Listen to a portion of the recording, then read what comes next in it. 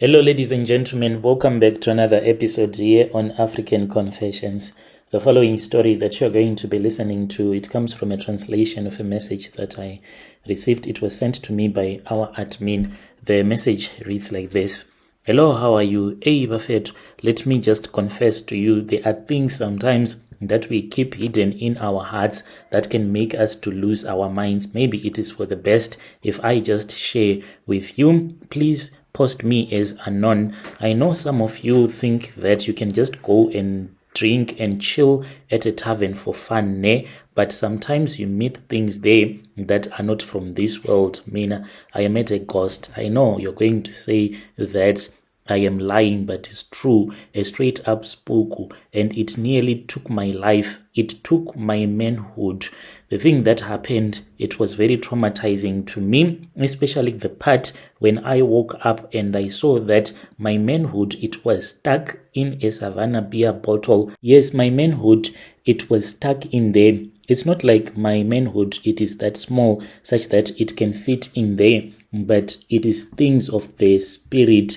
It was in there, almost half of it. It was inside that Savanna beer bottle. How it got in there, I don't know, but I was feeling so warm.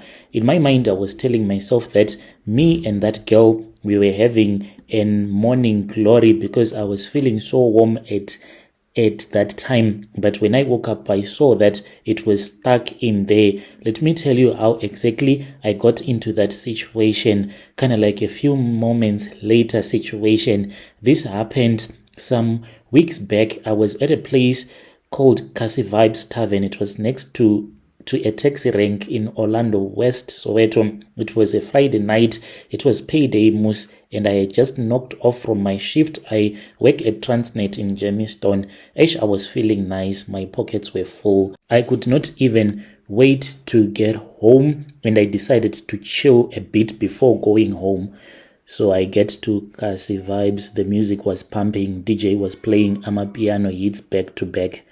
I grabbed myself a double Jameson and Savanna. Said cheers. That was when I saw her. Yo, she was a dark-skinned, tall, with those smooth yellow eyes that was looking at me. She was wearing nice, and she was wearing clothes that were so attractive. What I noticed more about her was a leather miniskirt, and when I approached her, she had this very beautiful voice that started melting my heart and making things in the right places to stand up at the right time. She walked past me as I was approaching her. Then she turned back and laughed and smiled.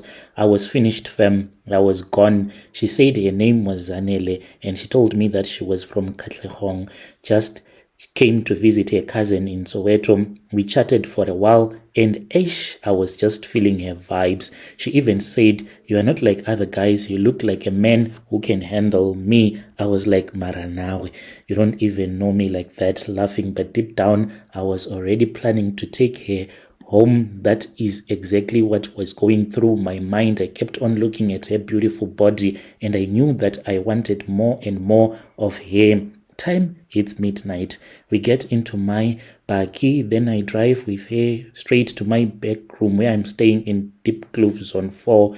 Clean place, a very clean place. I call it my slaughterhouse, where I bring all the women I date. Very safe. I even made sure to lock the gate because the landlord is always complaining about me coming late at night and forgetting to lock the gate. So I did not want troubles. On that night, I wanted to focus on this girl that I had brought with back from the tavern. Everything was in the right place. I stay alone since my girl left me earlier this year. A long story there. She told me to pour her a drink while she went to the bathroom. I gave her a Savanna, and we sat on the bed playing with each other, laughing, kissing. Next thing, blackout. I was blacked out.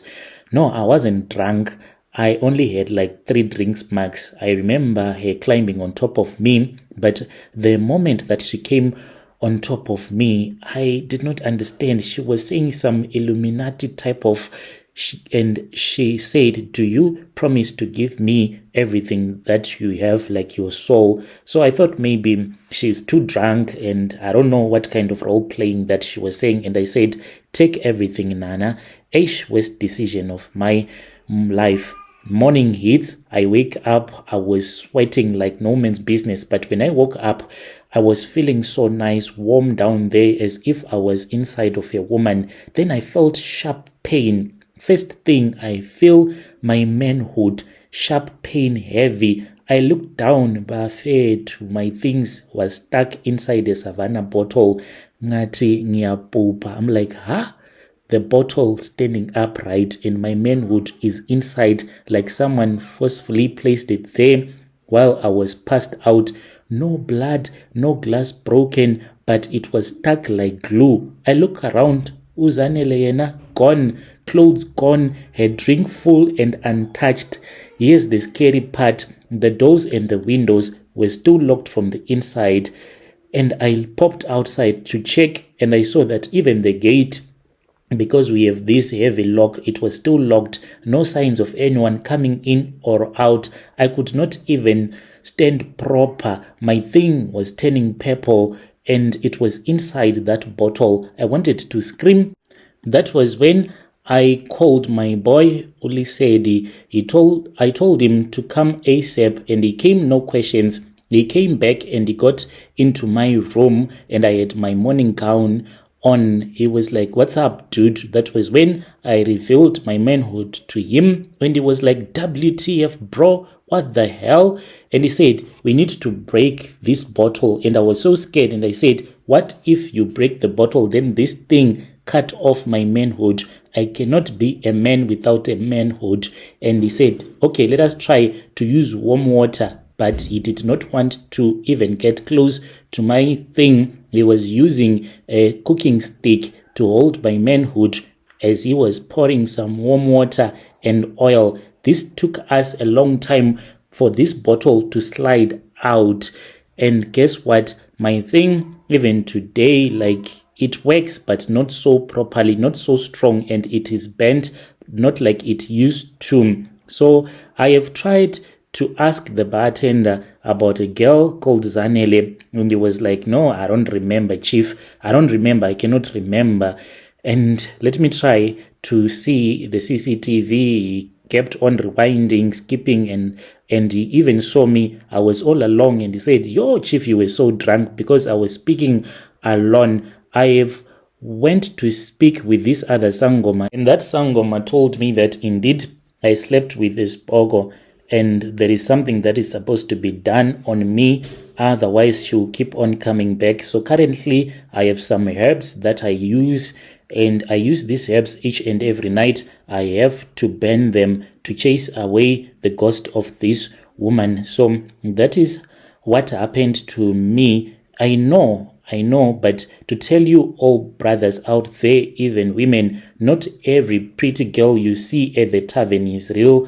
I know now that there are people that died a long time. I don't know how they end up at the tavern, but this is what happened to me. If you laugh, it is okay, but you won't laugh if you wake up as a man with your manhood stuck inside a Savanna bottle.